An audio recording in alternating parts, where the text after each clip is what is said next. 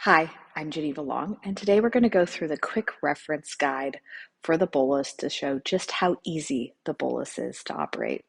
Let's get started. So first of all, I'm going to run you through our quick reference guide, and that starts with the suggested setup checklist for full service campsites. So let's get started here. So first of all, I'm going to install the wheel chocks. Now, a set of wheel chocks comes with your Bowlus. So chalking the wheel looks like just taking this wheel chalk and putting it behind the front and the back of the wheel. I then would disconnect from my tow vehicle. Now, I don't have my tow vehicle set up here, but I will link you to my hitching vehicle, and it's just going to be the opposite of that. So you're disconnecting the coupler, that's this, and that would have your pin or your lock going through this hole. So you're going to remove that or unlock that, lift up your coupler. You're then going to disconnect your safety cables, which are these. There's two. They go on either side of your hitch, and then you've got your safety chain, which would also be connected to your tow vehicle. And then disconnect your 7-pin from your tow vehicle. So that's going in your 7-pin in the back of your tow vehicle. And then you'd crank up your jockey wheel using this crank here. And again, I'm going to link my video so you can see the full process of that. And that would lift up the front of your Bowlus from your tow vehicle. You would then push it back a few inches. Sometimes I like to leave a little bit of room with the wheel chock so that I can push the Bowlus back, or you could always also drive your tow vehicle in front. And then you would lower your jockey wheel again, back down to make your Bowlus level. And now there's an app on usually your iPhone or most phones that you can just put on the front of the hitch right there. And that can help you level it from front to back. When I'm camping, like to just find a level campsite from port to starboard as well. But if you didn't have that, you could use something like leveling blocks or the Anderson leveling block, and that could make it easy to level your Bowlus from side to side. Lots of videos online about how to do that as well. So once I have leveled my Bowlus, I'm then going to put down all of the stabilization jacks, and the most important ones are the ones at the back. And so if you ever plan on stepping inside your Bowlus, you do need to make sure you're putting down those stabilization jacks at the back. And that's using this hand crank that would come in your Bowlus customer box, and just cranking that jack down. And I'm doing it with my left hand, which is why it's so slow. But if I had both hands, it would be really fast.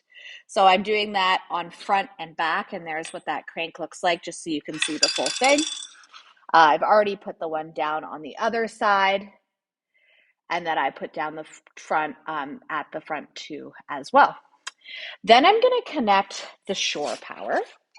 So the shore power is going to be this shore power cord, because like I said, I'm camping at a full service site, and that's going to go into the 30 amp cord right here. And I'm going to put the label at about 11 o'clock, and then turn it to 12 o'clock, and then spin this item to secure it. And so now my shore power cord is secure. We don't have 30 amp here, we have 15 amp. So I'll just run over to the power cord to show you what that might look like. So here we have the 15 amp to 30 amp adapter and the 30 amp cord. So that's how you would do 15 amp to 30 amp. And of course, if you had 30 amp, you just remove this connector right here. At a campsite, you'll probably have a gray water connection. So we'll go over to the gray water tank, and you're going to hook your hose right onto that, and then leave this lever open. And that, when you're at a campsite, is going to allow water to fully flow out as the gray water tank fills. I'm going to close that back up. And then you're also going to connect into the city water hose. So the city water is going to be right here, and you're going to get that tasteless city water hose that you're only using for freshwater connection. And you're going to tap into the pedestal at your campsite that has fresh water, and then into here, which is that city water connection. Now, if you wanted to fill the freshwater tank, you'd be doing that at the gravity fill, which is right here. So that's when you're at the campsite and want to tap into the fresh water, and then that's the gravity fill if you're wanting to put fresh water in your tank. Now let's head inside. So on my way inside, I'm going to plan on turning on my propane tank. And so the way I do that is you can see, open here and turn it on. Now you always want to turn it on very slowly. Don't turn it on really quick, turn it on slowly, okay? And now we're going to head in. And I've been towing, and so that means I've had my main power switch on. But as you can see up here, main power switch is on. And then I'm connected via that 30 amp at the campsite. So I'm going to turn this to charger only.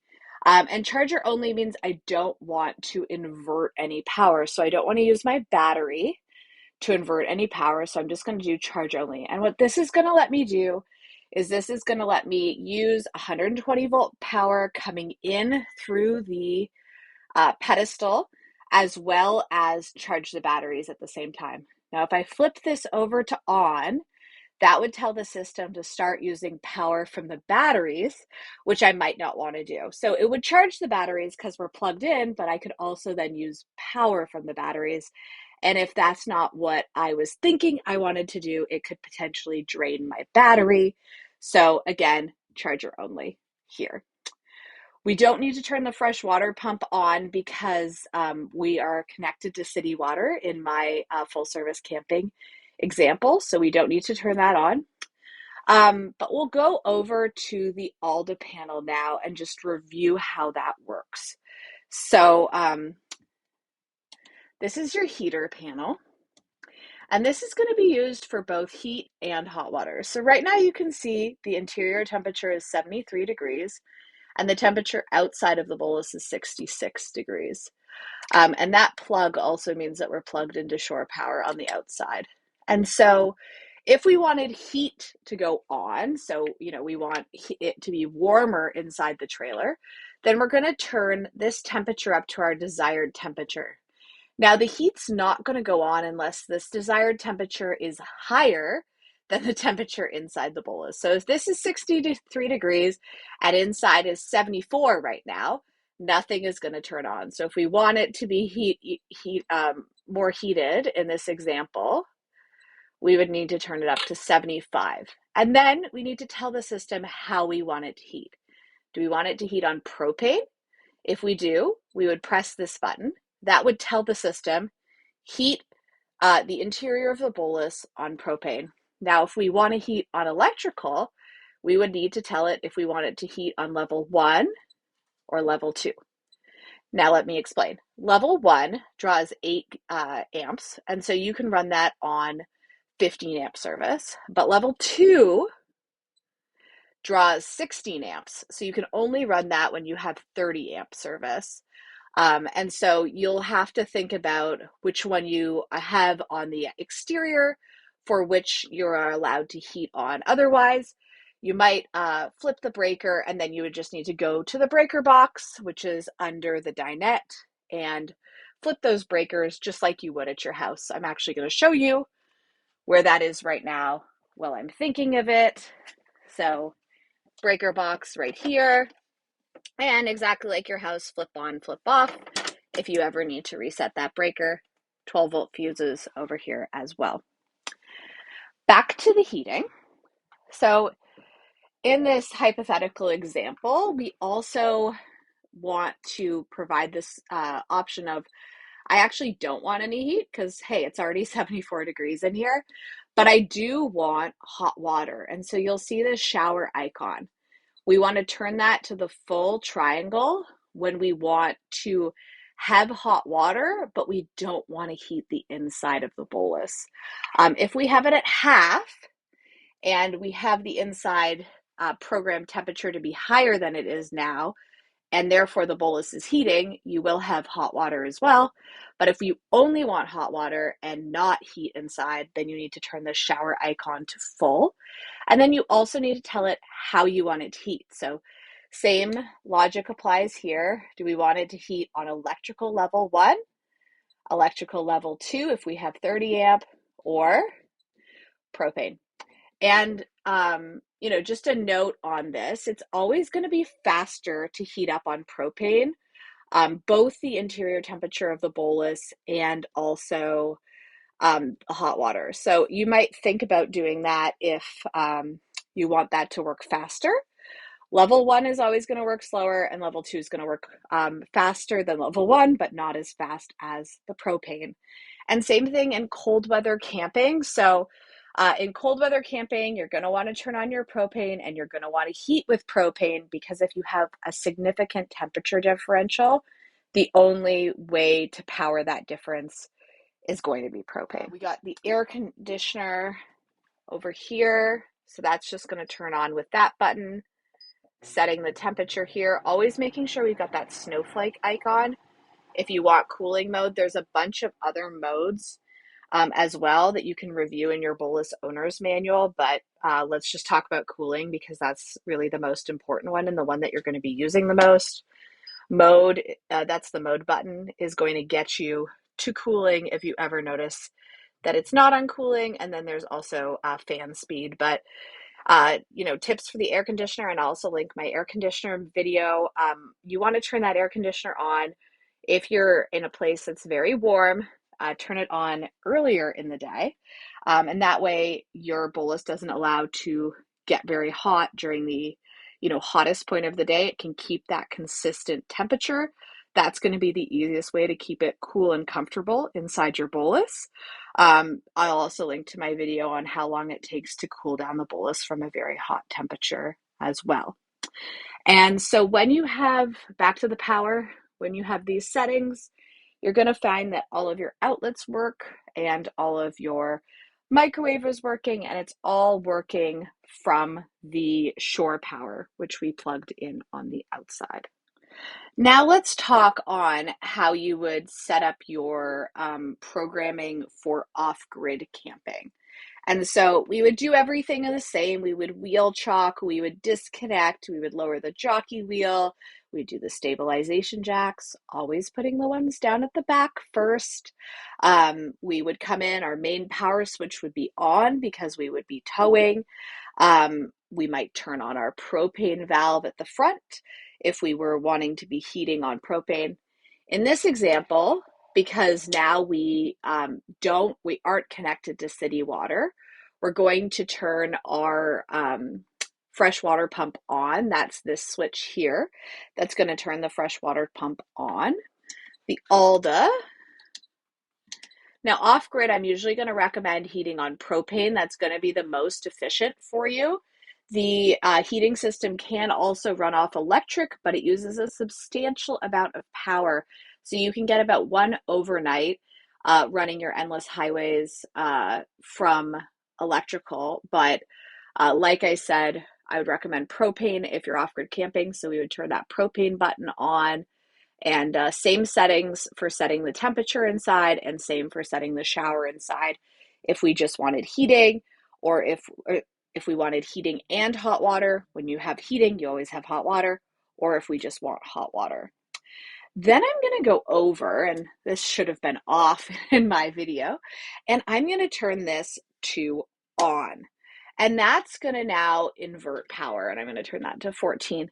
But that's going to invert power. So I'm still going to have everything live, but I wouldn't be plugged into shore power in this example. I would be running entirely off grid. And so everything I have on, including those from the 120 volt appliances, are going to be running off the battery in this example, where I'm not plugged into shore power. And same thing for 120 volt outlets. All of those will be live too. Same thing for air conditioner. That will work off the grid as well. But all of that is now going to be drawing from the battery rather than from the shore power pedestal. And then you can always monitor your battery here And I didn't formally disconnect on the outside from shore power. I'm just giving you this theoretical example. And so you can still see that shore power is charging those batteries. But if I were to start using large appliances, it would invert that power. But this is a good place to go if you're worried about, you know, am I inverting power to run this? When you're plugged into maybe shore power, you want to make sure you're maybe not using your battery. That's a good place to go to confirm those settings. The last page of your Bowlus owner's manual also has a very, very helpful appendix, which has all the different camping scenarios and what you should set this multi to. So that's definitely a page that I would bookmark, print out, have ready to go, because that's just going to make it really simple. It's going to say, oh, I'm camping off grid. How should I set this multi? How should I set this dial? And just make it incredibly easy for you. So that's definitely a go-to. And now let's talk toilet. So everyone always wants to make sure that they understand how to use this properly, and I completely understand. And so with the Bowlus, it's going to be like a boat toilet in that you always want to have a dry bowl. So when you're done using the bathroom, nothing should ever be left in the bowl. Everything should always be flushed. And the benefit of the Bowlus cassette toilet is it uses a lot less water than a traditional RV toilet. So let's go over the interior operation for that. So, and then I'll also show you how to remove the cassette on the outside. So on here, you have the button that opens a water valve to fill the toilet with fresh water. And so you would press the button to fill the toilet. And sorry, I have a plastic cover on this. So you always know no one's used your Bowlus toilet before. And that would put water into the bowl by pressing this blue button. And then you have the toilet flush right below here. So that's opening it to one side. That lets everything in the bowl go under into the cassette down below. And then that closes the valve after. And so, you slide the handle to the right to open the toilet blade valve. That would flush the toilet into the cassette toilet below it. And then while that valve is open, you can also press this blue button to rinse the bowl, if you will, or clean the bowl, if you will. And that would also put, some water into the toilet bowl and then rinse it down below. When you're done, you're always making sure you close that valve completely. Leaving a dry bowl, you don't put water back in the bowl after. Completely dry, everything down in the cassette tank. The cassette holds 4.75 gallons or about 18 liters, and that's usually about enough capacity for 2 people for over a week. When it is full, you will see this icon light up. You have 1 or 2 more uses left, but never a bad idea to empty the cassette at that time that you see this indicator light up. And you can do that by taking your cassette into the toilet. And I will link a video here of demonstrating what emptying that cassette looks like. Over here, using the cooktop. So the cooktop, first of all, has a switch over here. So you need to turn on this cooktop, induction cooktop. And then you have on off on either side. And then you can also select your heat, temperature, and then the up and down icons are there to, and also timer too, to set that up. Induction, so need induction compatible cookware, but very easy to find. And then when you're done, you're also wanting to turn this switch off. This switch next to it is for the porch light on the exterior of the Bowlus. While I'm here, I'm going to show you how to turn on the refrigerator. So I'll move down into the refrigerator. The icon of where it takes that temperature is here. So right now it's off at that 0. I'm going to twist it to 3. It's at that 3 o'clock position here on a clock, which is where you're going to set that temperature to. I usually find 3 is more than sufficient to keep everything cold but not freezing. Of course, depending on if you're camping in hotter environments, you may need to turn that up a little bit more or down a little bit. That's how you would turn on the fridge. And then to turn it off, you're just turning it all the way to the left or counterclockwise until that 0 is back in the 3 o'clock position. So that's how you turn the fridge on and off. So now talking about the table brackets. So I'm only one person here. It's hard to film and do the table bracket at the same time with my left hand. But what's important is you always want to go down and in with the table bracket. You never want to slide it in. So it's easy to think, oh, I should just grab the whole table and slide it in. No, you want to latch the top of the bracket into the top, or the top of the table into the top of the bracket, and then move it down at a 45-degree angle. And the one on the outside is done exactly the same way. I just removed this back cushion to show you what that looks like. The vents, now the vents are very simple to open. Twirl this and then push. That's going to open the vent. And then to close it, you want to make sure you're bringing that rod all the way towards the front of the bolus while twisting at the same time to make sure you have a really great seal. At the beginning of delivery, your seals can be stiff because they're brand new. So you want to make sure that your vents are always fully closing and that you don't see any light coming through there, which would imply you haven't fully closed that vent. Same thing with the windows here, sliding open, sliding closed, wanting to make sure those are fully closed as well. So that just about covers everything from our quick reference guide inside the bolus. Just a note on the front door. So I always, when you're towing, you need to make sure the deadbolt is fully engaged. So obviously the door would be closed. The deadbolt is fully engaged there. And that's important to make sure the door, because we have that tight seal, isn't opening. I don't ever use this lock. I just use this deadbolt lock. And so these are keyed differently. It's really much simpler to just use this deadbolt lock. In terms of opening the screen door on the Anniversary Edition, you have these two here. You just twist those and the one down at the bottom, and the screen door will open like that. And then on the other side, you'll see the stay. So the stay just opens and again, left hand, sorry, there we go, secures the front door.